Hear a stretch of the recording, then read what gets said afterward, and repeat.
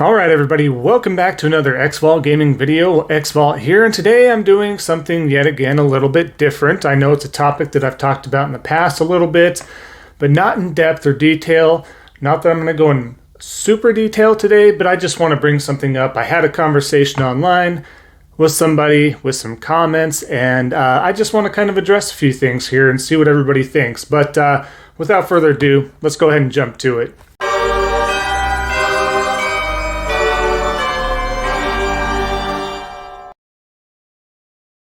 All right, so here we are back at the topic at hand, and I'm sure per the title and the thumbnail you can see we're talking about toxicity or fanboyism and such like that. So it started pretty early this morning, just a typical post from a website or a game site on the post, or a Facebook post, I would say. So I'm not going to post exactly what the comments were, because I'm not going to put these particular individuals on blast, but ultimately, it comes back down to fanboyism. And what it comes down to is the fact that there was a site talking about the Sony PlayStation exclusives and doubling down on those, such as Jim Ryan has said recently in regards to having more exclusives than ever this gen, which isn't a bad thing, obviously. But sometimes I can't help myself. And when somebody posts something pretty ignorant or just uninformed, sometimes I can't help myself but to maybe enlighten them a little bit, not rudely or harshly, but sometimes I'll throw something out there. But it comes down to the fact that they just get upset, and so they'll say things like, and what started it was, oh yeah, if you like those Sony AAA games are all the same, open world, sandbox, third-person game with light RPG crafting mechanics and blah, blah, blah. All right. I mean, you're not 100% wrong in regards to there's more third-person open world games, but to sit there and call it out that every single one's a third-person open world game, even if it was, man, I'll tell you what, it doesn't deter anybody from the fact that those are killer games. They are masterpieces in their own right. You're looking at The Last of Us Part 1, Part 2. I know that's up for debate. Still a great game, either way you look at it. God of War 2018, Horizon Zero Dawn, Days Gone. As you can see, we're now at 70,000 petition members signed for trying to get a sequel greenlit for that, which, if the voices are heard enough, Sony will do something because they see the green, right? But I can sit there. I mean, Spider-Man Remastered, Spider-Man, the original, Miles Morales. You're looking at all these games, and, a lot of them are third-person action adventure, this and that sometimes with some RPG mechanics to them. But if it works, it works. And not every single one is exactly like that, and you know that. We have, yes, third-person, but it's not necessarily open world. You got Demon's Souls, you got Ratchet and Clank. That's a platforming 3D adventure. You've got, and then in the past, we've had Persona 5. We have, right now, still a timed exclusive Final Fantasy VII Remake, which is a more in-depth action RPG. You have other items as well that we have at our disposal, and the pure exclusives speak for themselves. So when it comes down to that, so the point being is that's just such an ignorant statement, and it just cries, I'm super salty, I don't know what I'm talking about, and I'm mad that I can't get my hands on it. Either A, I can't afford multiple systems, which is totally understandable, and I get why you would be upset. Or option B, you are so brand loyal that you refuse to touch another platform because of your own pride, what you think is better. They get very upset about that, very upset about it. And quite simply, you just need to get over it. Hands down, get over it. It's the main reason why I have a Switch. And again, I don't have time to invest in the exclusives, but I got the Switch to invest in those exclusives, such as Breath of the Wild, Mario Odyssey, Super Smash Bros. Ultimate. Still, as I keep saying, haven't got my hands on Fire Emblem for the Switch. And, the list goes on and on there as well. Monster Hunter Rise is only on the Switch. If you're a big fan of Monster Hunter, it's only on the Switch. So, at this time. But, it's just crazy to me that there's such disdain. And I called the one person out because another one chimed in later on and tried to double down on that. There's a lot that didn't, that said these guys are insane, which is true. It's unfortunate. But, we're going to see this all the time, so it's not like some miraculous, I never knew this type of toxic fanboyism existed. No, but I just want to bring it to light, especially on this channel, and give you my insight as well, because it's just absolutely ridiculous. If I want to play Sea of Thieves, if I want to play Gears of War, if I want to play a Halo game, I have a couple options. I get a Microsoft console, or I get a PC, and I subscribe to Game Pass. Options are simple. There's games on there I would like to do. If I had the time, I would do it. Do I favor the PlayStation because I prefer it? Absolutely. Does that make me a fanboy? It makes me a fan. I'm a dude. I guess you can call me a boy. Maybe that's a fanboy, but I'm not going to sit here and pull the wool over someone's eyes and create all these smoke and mirrors and think that, PlayStation's the best system known to man of all time and blah, blah, blah. But for what it offers me and many of its fan bases, you can't deny the exclusives that the platform has. And if you deny yourself as a gamer, especially if you play more than average, you are missing out on so much great content. And it's truly unfortunate as a gamer that you're going to limit yourself to this stuff. So just that brand loyalty just kills me. It's like I keep bringing up, Ford, Chevy, Dodge, when it comes to pickups and stuff like that. You are brand loyal to a certain one. I have never been brand loyal to a vehicle either. I choose what I think looks good, I think runs good, that feels good to me, blah, blah, blah, what's offered to me as a consumer. And the same thing goes for video games. Same thing goes for the consoles. It's an investment. It's not a couple $100, but it's, we're looking at $500, right? Especially for this new gen here.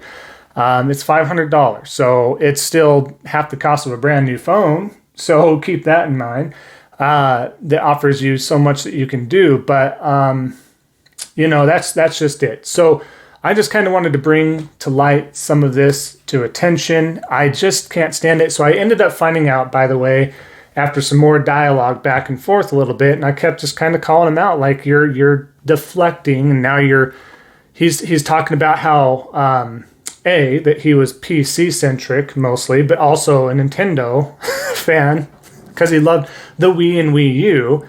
And then I kind of called him out on that. And I'm like, hey, man, you're talking about the originators of exclusives. Nintendo and Sega were the ones to do it first and battle it out. Obviously, we had Atari with their own stuff, so you can throw them in the mix. But they are one of the originators of what an exclusive is and stands for today. And the reason you have exclusives is to draw the consumer to your platform, because they are a business, and that's what a business does. That's what they do. Like it or not, agree with it or not, that's how it works. If you don't like it, don't support a certain platform, that's on you. You're missing out. So it's just crazy. But yeah, I kind of like when he mentioned Nintendo, I was like, dude, you're digging yourself a bigger hole, man. You're calling out one of the originators. Knock it off. And then on top of that, they just try to condemn it, exclusives in general. They tried to say it was bad for developers, all that stuff. And I'm like, it's not bad for developers, because most of the time they're not necessarily in a contract. They can go and switch and leave whenever they want, usually. Sometimes they are, absolutely. I don't know the statistics of how often the contract happens, but usually it's about a year or until a certain game is fixed, one or the other. It just, not fixed, but made, created, all that. But it just, it comes down to the fact that you're looking at it from that perspective, from this perspective, but it's not bad for devs either, because when either Microsoft, Sony, Nintendo, whoever, if they buy the company, they have the right to leave if they don't want to be part of it, but it isn't a detriment to them. They make money. These AAA games make a killer amount of money. Insomniac now is the prime maker of the Spider-Man series. They are making hand over fist because it's Spider-Man, one of the most profitable marketing superheroes of all time. He is the most profitable superhero of all time, I believe. So check me on that, but last I checked a few months ago, that was the case. I don't know if Batman's a close second or maybe has overtaken it now, but the last I checked, Spider-Man has always been super profitable. And if you look at the games too, it doesn't even matter if it's a horrible game. If you're looking at the Amazing Spider-Man 2 and Amazing Spider-Man 1, the video game was not a very good game, but it sold like hotcakes because it's Spider-Man and everybody, or most people, like Spider-Man so much. So it's just one thing after the other, but exclusives don't necessarily hurt devs at all. That's totally false. So everything that they were spitting out were just such anger and disdain for the PlayStation in general. And I'm just like, I don't understand why people just hate on a console. I understand if you don't prefer a console and you have your preferred choice, that's fine. But to sit there and say, I hate them, basically, and just project all this negativity towards them, like I would never do that towards Microsoft. Do I call them out on their bullcrap as well as PlayStation? Especially if they're doing stupid things? Absolutely. Absolutely. But if PlayStation's doing stupid things, as you've seen on this channel that I don't agree with, I call them out on it as well, whether I'm a fan of them or not. And that's how you got to be. You got to be objective. You got to be fair, because you're just shortchanging yourself ultimately, right? So it just cracks me up every time. I can have these conversations forever with these folks, and it's fun a little bit back and forth because they truly think they have a leg to stand on. And it's like, look, buddy, if you're PC and you say you're going to get some of these exclusives later on, you're probably right. Either it's going to come to PC or PlayStation Now, which you can stream on there, or, take, for example, again, Final Fantasy VII Remake. It's still in a timed exclusivity for some reason for the PlayStation. It's been 2 years now, or just 1 year. I can't remember off the top of my head right now. But then we get Integrate first, which is the new mid-episode that's coming out this June. We also get the remaster, not really a remaster, kind of remastered, buffed out for the PS5 for the Final Fantasy VII Remake as well. So it's just, I personally would not want to ever wait 2 to 3 years for these games. Like, I need them now. That's what's hard. Like if I had to wait for Resident Evil 8 coming out, that'd be kind of hard. The game looks really good. The hype around Returnal right now, which is due out April 30th, which is a PlayStation 5 exclusive, like I thought it looked good, but now the hype behind it's real. The previews are really on top of it, and they're saying it's a phenomenal game. I didn't have much of a worry because it's from Housemarque, and they're the guys that did like Resogun and stuff like that, which were phenomenal games. This is their first crack at a AAA, so that's the only thing that kept me on like, ooh, well, we'll see. But I guess this is coming out of the gate really on fire. So it's going to be hard, but I just like, $70 for that one right out the gate. That's what's hard. And it's not just PlayStation that's going to be doing exclusives for $70 only. That will be on multiple platforms. That games will end up costing $70 for the most part, depending. So again, like the Days Gone dev just recently said and came out, it supports the devs. When you buy a game at full price, that's how you support the devs. Not on Game Pass, not when a game's on sale, which I love to get them on sale. I'm a big benefactor of wanting to do that because let's be honest, who doesn't like to save a buck or two? But I get it. I 100% get it. If you truly want to support the devs, just keep in mind, and if you do have the funds, the best way to support them is buy the game at full price, not when it's $10 off, 20 off, 50% off, or if it's on Game Pass or PlayStation Now. You support the devs by buying it brand new, not used, not traded in, just brand new via digital or physical copies. So just keep that in mind, and that's what they like, and that's what shows that support. So that's ultimately what does it. But folks, I'll go ahead and wrap up the video here before I make this super long and just go over every detail possible when it comes to fanboyism and toxicity and all that in regards to platforms of choice and all that. So just keep an open mind, folks. That's all I'm trying to say. Keep an open mind. If you're a gamer, again, that's average or more, don't limit yourself. If there's something out there that catches your eye, check it out. One way or the other. If you have the funds, check it out. If you don't, wait for it or find another way. Or I'm sure a friend or a friend of a friend has that platform, and maybe you can check it out that way as well. So there's a lot of different opportunities to check games out. Just don't limit yourself by brand loyalty only, and don't be an ignorant person by spouting off toxicity and hate towards another system just because you are upset that you can't play a certain game on that platform. So, enough said. Thank you, everybody, for hanging around. I thought I'd do that since the news was a little bit light. We'll see about streaming. There's a lot of things going on. But anyways, thanks again for hanging out for this entire video. Appreciate it. I got to get out and do some yard work. And we'll see everybody next time on the next Xvault gaming video. And until then, take care.